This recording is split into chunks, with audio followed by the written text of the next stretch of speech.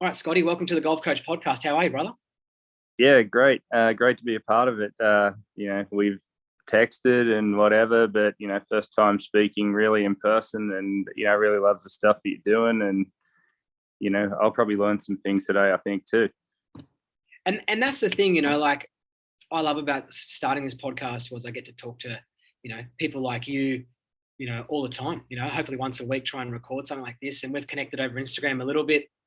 And the other beautiful thing, right, is that I kind of grew up, watching you play. You were that kind of a little bit older than me, and I always kind of admired you as a player. And without being offensive, I kind of felt like you were the bit of the underdog. You know what I mean, Scotty? Like I always, Yeah, come on, Scotty, let's go. And definitely felt that way coming through on the heels of Jeff Ogilvy and Brendan Jones and Brett Rumford, Aaron Badley. Played a lot. Brett turned a lot of those guys turned pro a year or two before me. I turned pro basically the same day as Aaron because we played in the Eisenhower team together. oh, really? So Yes. is Aaron Badley? Is he a little bit younger than you? Is he, or the same age? Or? Yeah, 4 years younger, like Aaron and Adam Scott. Sergio, Justin Rose. I think we all turned pro around the same time, but they did a little bit better than me. Hey, that's not a bad group to hang out with, hey. And Nice to share airways with them, though. That's for sure. all right, so before we get into some of that stuff, there, I really want to learn about your who you came through with, that's for sure, and who you kind of admired when you were playing. But so where are you? Where are you living now, Scotty? I'm in Farmington, Arkansas, on the same exit as the University of Arkansas, the Razorbacks, for anybody familiar with college sport. It's a big college town. We actually, we have an LPGA Tour tournament about 30 minutes down the road, which is hosted by Walmart, which is, one of the biggest brands in America. And we're definitely seasonal. It's as hot as can be right now. And we had the strongest winter you could imagine. We had lots of snow this year, which normally we get once or twice, but this year it came pretty hard. That's great. Yeah, no, I've seen lots of videos of you hitting balls in the snow. You're insane. And I tell you what, that's a journey I'm looking forward to getting into, right? You started from Liverpool, Sydney, and Australia, and now you're living in Arkansas. Like there's a lot in there we need to kind of wrap up in between, isn't there? Yeah. So yeah, I lived in Penrith till I was 12 and then moved to the Gold Coast and played out of Coolangatta Tweed, and then yep, pretty well year round, and now it's who knows. that's crazy. So all right, let's get into your playing career, right? Obviously you're an established player, and now you're an established golf coach, and looking after a lot of really good players these days, and looking through like for the next generation of golfers coming through. Your playing career, right? I did a little bit of research, bit of digging around. I think I found in 2005 you won your first professional event. Is that correct? Yeah, I'd been pro 4 years. Played a few years on European tour. I did quite well to get status over there because I did it through invites and finished. I never had a full card, but I was 116 to 145, so I got 15 starts each year and had some success, but didn't play enough or didn't play quite well enough to have a full card. Hey, but what about that slouch that you beat in the playoff hole in the Queensland PGA in your first win? Yeah, and that was a good one. I knew that would be my claim to fame. Playing with Jason, he was world junior champion, I think, at the time, and wow, opened up with 63, but I was 4 behind a Wollongong guy, Brad McIntosh. But and then coming down, he shot 59, 63 the second day, and then I was ahead, all of the last day playing quite well, and Jason birdied the last 3 holes to tie me at 23 under. And then he actually had his 18th birthday on the Saturday of the event, and he happened to shoot on that day. And we were quite good friends. I'd known Jason, for a couple of years. And, during the playoff, I said, hey, if this had been last week, I would have already won because you'd be home for curfew. But he kept on making the across the green, and I kind of outlasted him. I don't know if I could do that now.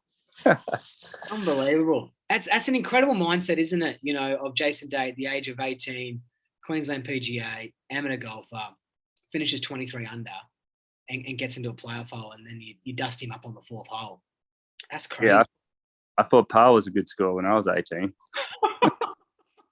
Mate, Yeah. 36 points off 14 handicap or whatever was good. Yeah. So, all right, so you win your first Queensland PGA event, right? And from there, where do you go? What Well, career interesting. I'd already played. I'd kind of had an interesting career. Like I'd done kind of all right in Europe my first 2 years, and then the third year I went back to play.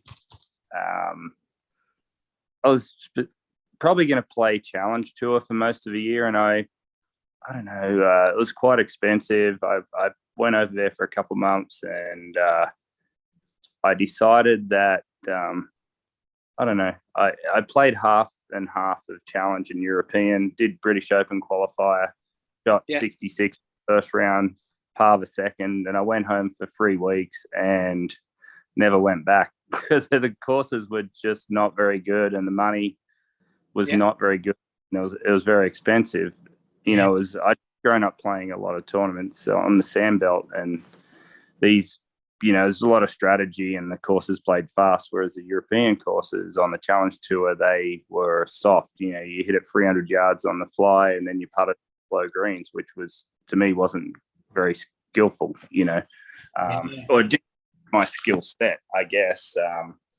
So I went home. I didn't know what I was going to do. So this is probably going into places that you didn't probably realize, but you know, that was midway through the year, and I was like, I don't know. I didn't know what I was going to do, but I was living in a house with no curtains at the time, so the sun came in 5:30 every morning, and it's like, I'm not getting back to bed. So I'd go for a beach walk, you know, down to where they hold the first world surfing event of the year, actually.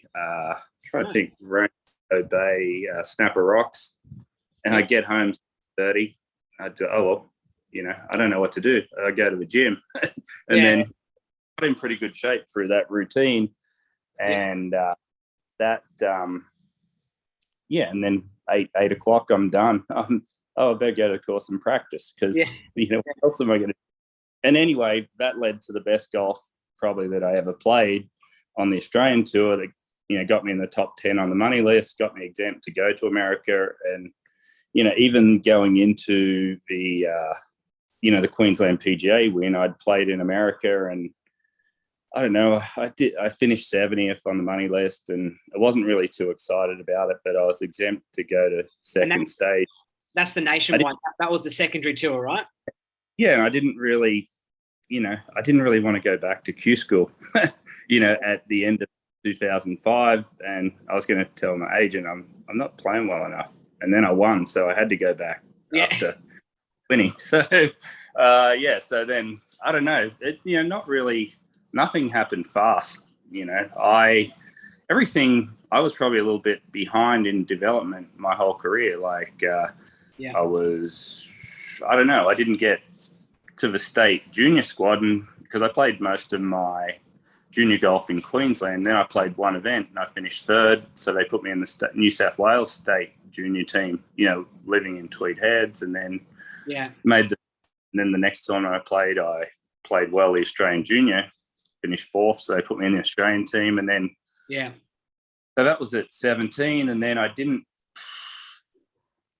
know, like I didn't make the state team till I was about 22. So that was like 5 years. And then I'm trying to think, 2005. So I didn't have a great year, I don't know, in 2006, but I think I finished like 30th on the money list 2007. And then I proceeded, like I finished, to get your PGA Tour card, you had to finish top 25. And I finished in the top 30 4 out of 6 years, but it wasn't until the 6th year that I graduated to the PGA Tour. I did notice that. So, like, you played the nationwide tour from 2003 to 2012. Is that right? Really, like, I played a few events, 03 and 04, just co-sang, but I played 05 to 12. So when you said there that you kind of, you know, a lot of the time there you're finishing in between 20th, 25th and 30th or whatever, to try and get your PGA Tour card. So for people listening, when you're playing on the secondary tours, there's that cherry, right? The reason most people are playing those is to get to the main tour, which is you want to be within that, whatever those limits they set, which is generally top 25. They call it the 25. Yeah. That's the highest, the most highest pressure situation you ever watch. When I watch people on that secondary tour who are on that bubble, because like you said, right, you're playing the secondary tour in Europe, and it's nothing like being on the European tour, and being on the secondary tour in the States probably back then as well is nothing like being on the PGA tour. That gap was probably even wider. So what do you think helped you get on? How did you get through that barrier to get from? Well, the fortunate thing was I'd not played on the PGA Tour, I'd not played a PGA Tour event, so I didn't know what I was missing.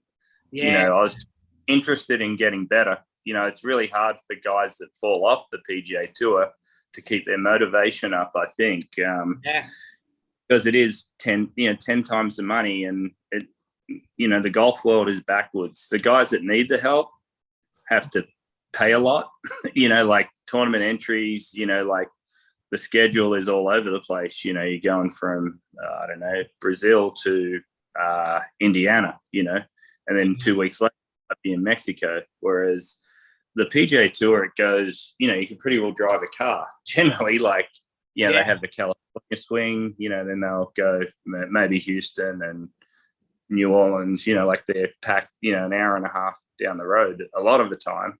So there's not a lot of events, and they'll give you a hire car, they'll give you breakfast, they'll give you lunch, and sometimes they'll throw in a show or zoo tickets for the family.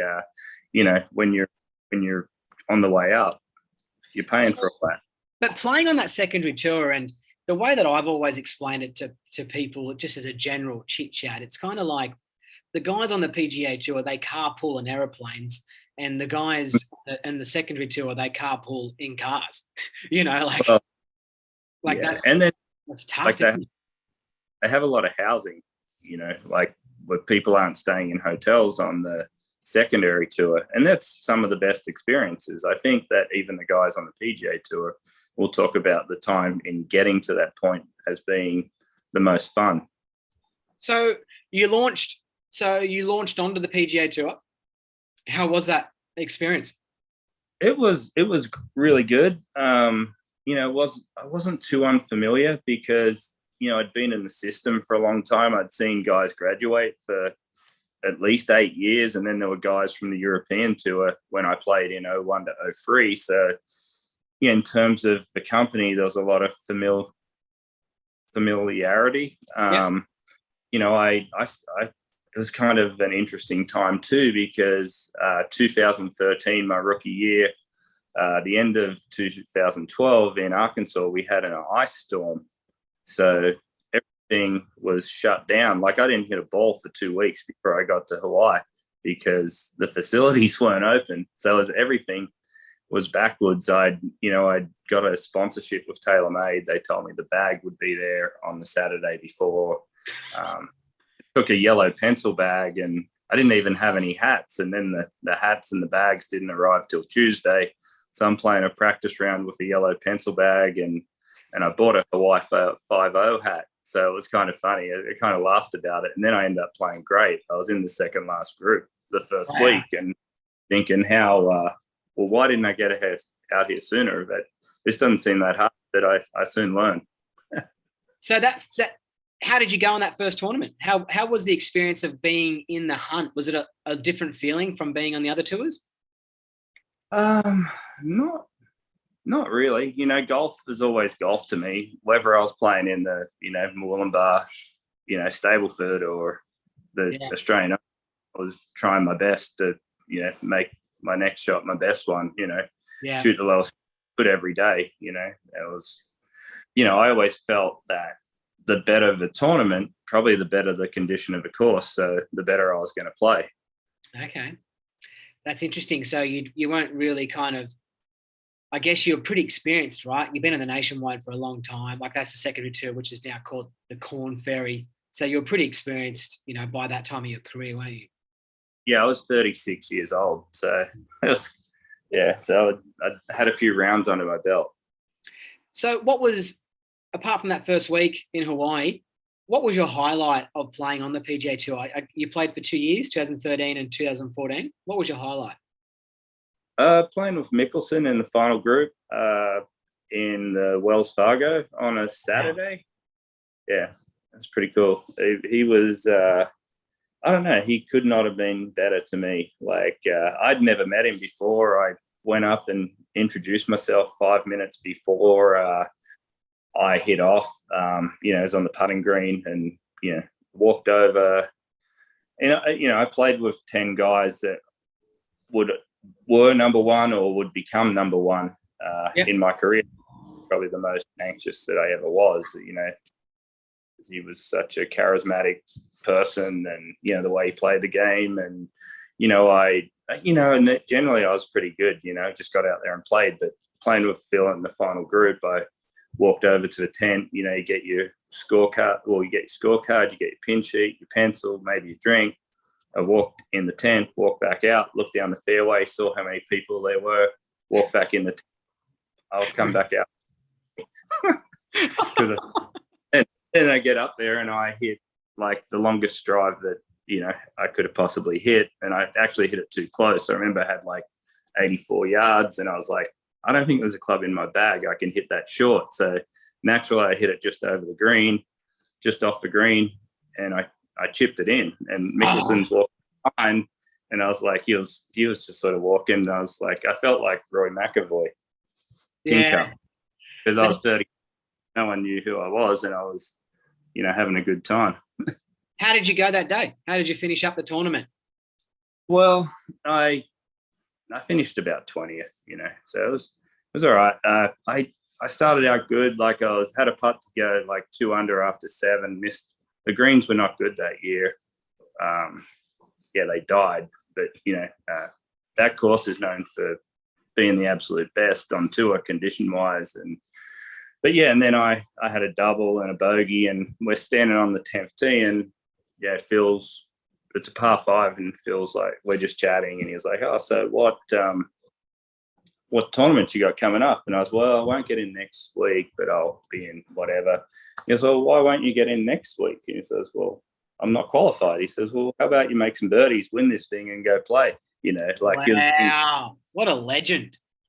Yeah. And his coach was his agent was the head coach at the University of Arkansas, which is where I practiced. And the coach got in, they say he got in a motorcycle accident, and Phil was aware of it. And we kind of had easy conversations. And, he's such a sports fan that at the time there was talk of him buying a share in San Diego Padres. So, we talked about his wife was a cheerleader for the Phoenix Suns, just so many, he's easy to talk to. And I think, he liked talking because that's made him comfortable to play. And I felt the same way. That's great. I always sort of found, I always kind of knew what people were interested in. And, if when you're 12, playing at a club, you got to find ways to kind of get comfortable around older people. I think that carried over into my career where, I just found things that made other people comfortable, and that made me comfortable. And how important is that? I've spoken to a few people about this on the podcast with Travis and Greg Chalmers. How important is it to you? Like, how much better is it to you on the day when you play with someone who you're really comfortable with? Yeah, it's, you're excited about it going in. Like, I think I was always just happy to play. And there weren't people that I can recall that I was uncomfortable to go out with. And, I felt when I played with the absolute best, I probably played better because, just the adrenaline. You could do you wouldn't normally do. Hey, and so out of the Aussies that you kind of came through and grew up with, who did you stay in touch with most of them? Who were you close with? Good question. I messaged with Brett Rumford a little bit, on Instagram. We got it like a group chat with over here, the Aussies like Pricey, Nitties, I think Nick Flanagan might be in on it, Matt Zions, Richard Swift. That's Swifty I've talked to a lot. But yeah, like I guess everybody goes in different directions in terms of where they're as and what airport they're flying out of. But all the Aussies are really good guys. Particularly I found the people, the young ones that were really good were generally pretty humble, and they kind of let their club do the talking and just treated everybody well. Leishman or Bads or Jason Day, Adam Scott, they're all just classy people. They are, aren't they? They are. Yeah. And they seem to really look after each other. Like when I watch, obviously just from a fan point of view with the Instagram or whatever, always kind of seen like, an Adam Scott with Cameron Smith when he was young, or, you always saw someone like with a young Ryan Ruffles now. You always seen the Aussies tend to look after him. Yeah, well, I had played a lot of practice rounds. Lucas Parsons, Robert Allenby, Stuart Appleby, Roger Davis, Pete Senior. They were Ian Baker Finch. I played a lot with him on the Gold Coast, and he was kind of he's a great man. So, all right, end of 2014. What happened there with the PGA Tour? I think I ended up on a medical for 2015. Yeah. Because I had thyroid problems, so my energy got really low. Like I'd never pulled out of a tournament in my life, and I had a couple of weeks out of free where I didn't play the second round because I just didn't have the energy, and I didn't know why. Yeah.